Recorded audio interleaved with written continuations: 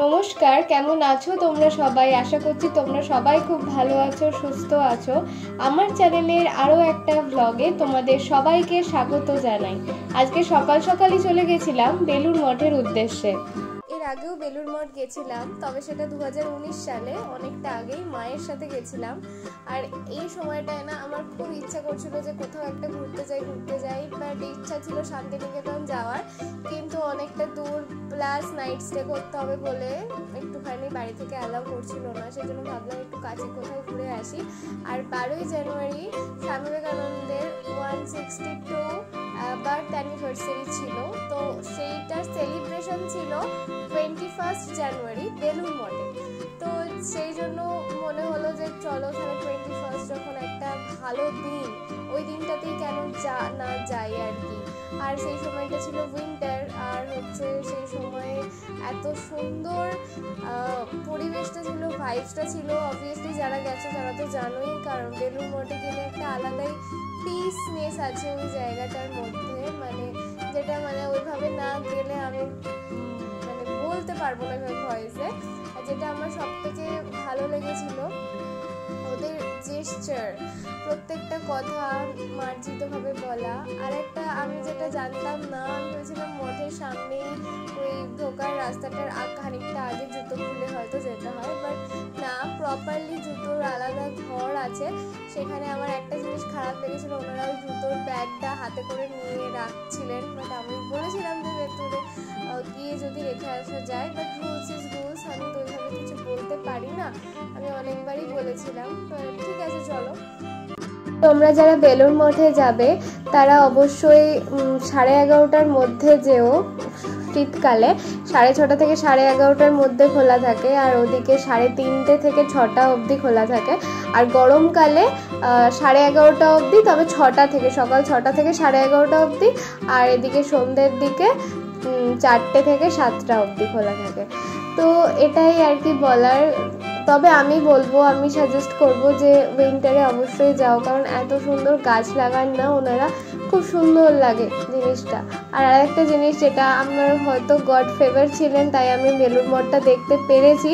আমি ঠিক ঢোকার 5 মিনিট আগে আর কি ঢুকে দেখলাম ভালোভাবে, তারপরে ওটা ক্লোজড হয়ে গেল, 11:30 বেজে গেছিলো সেই জন্য।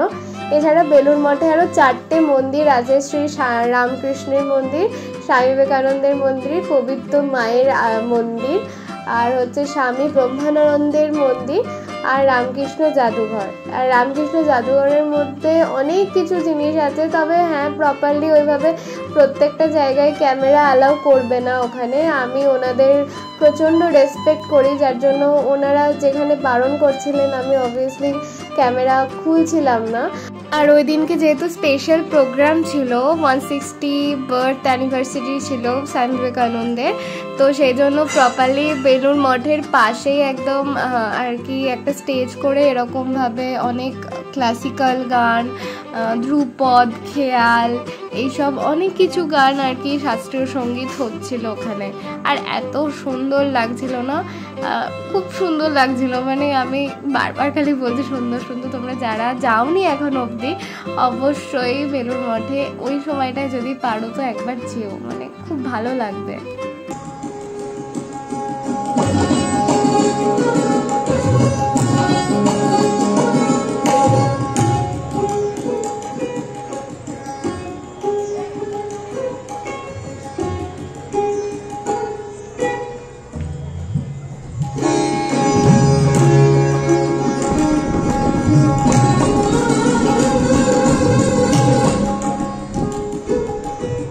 যেটা দেখছো সেটা পুরনো বেলুড় মঠ, এখানেও সব লাইন দিয়েছিল। তারপরে চলে গেছিলাম লাইব্রেরিতে।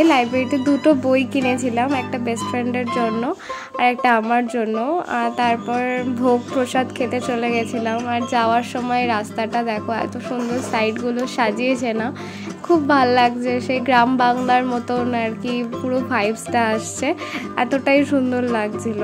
তোমরা গেলে যদি পারো 11টার মধ্যে ভোগের টিকিটটা কুপন যেটা সেটা তুলে নেওয়ার চেষ্টা করো। ওই দিন যেহেতু স্পেশাল সেলিব্রেশন ছিল, আমি 12টার পরে গিয়েও আমি ওখানে কুপন তুলতে পেরেছি। তবে হ্যাঁ, ভোগ প্রসাদ খাওয়ার জন্য যদি ভাবো যে কোনো টাকা পয়সা লাগবে, ওরকম কিচ্ছু লাগে না। তোমার যতটুকু ইচ্ছা তুমি সেই টাকাটা ওখানে দিতে পারো, সেটা তোমার ব্যাপার। আর এখানেই ভোগ খাওয়ার আর কি ব্যাপার। আগে যখন গেছিলাম সুন্দর বসে বসে ওনারা খাবার দিয়ে যেতেন, বাট এখন সিস্টেম আলাদা হয়ে গেছে। এখন যেটা হয়েছে, ওখান থেকে একদম রেডি ওনারা থালা আর কি, সেই খাবার নিয়ে গিয়ে ওখানে খুব ভালোভাবে বসার জায়গা আছে, সেইখানে বসে তুমি খেতে পারবে। আর ভোগের ব্যাপারে কি বলবো, অত ক্ষমতা নেই আমার বলার মতো, অসাধারণ ছিল। আর আমি মায়ের জন্য নিয়ে এসেছিলাম ওনাদেরকে বলে, আমি টিফিন বক্সে ভরে প্লেটটা রেখে এসেছিলাম।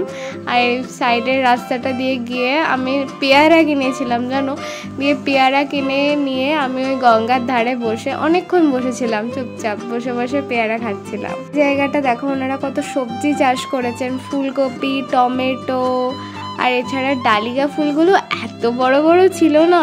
এই জায়গাটাতেই আমি অনেকক্ষণ বসেছিলাম মাঠটাতে, খুব ভাল লাগছিল। আর প্রকৃতির দৃশ্য দেখছিলাম, মনে হচ্ছিল না যে বাড়ি ফিরে যাই, বাট যেতে তো হবেই, হাজার কষ্ট হলেও। তো গিয়ে বেলুড় মঠের চারিপাশের রাস্তাটা জাস্ট একটু ঘুরছিলাম, দিয়ে স্টেশনে চলে এসেছিলাম, বাট ট্রেনটা লেট ছিল। তো ঠিক আছে, চলো আজকের ভিডিওটা এই অবধিই থাকলো। আবার দেখা হচ্ছে পরের কোনো একটা ব্লগে। তোমরা সবাই খুব ভালো থেকো, সুস্থ থেকো, সাবধানে থেকো।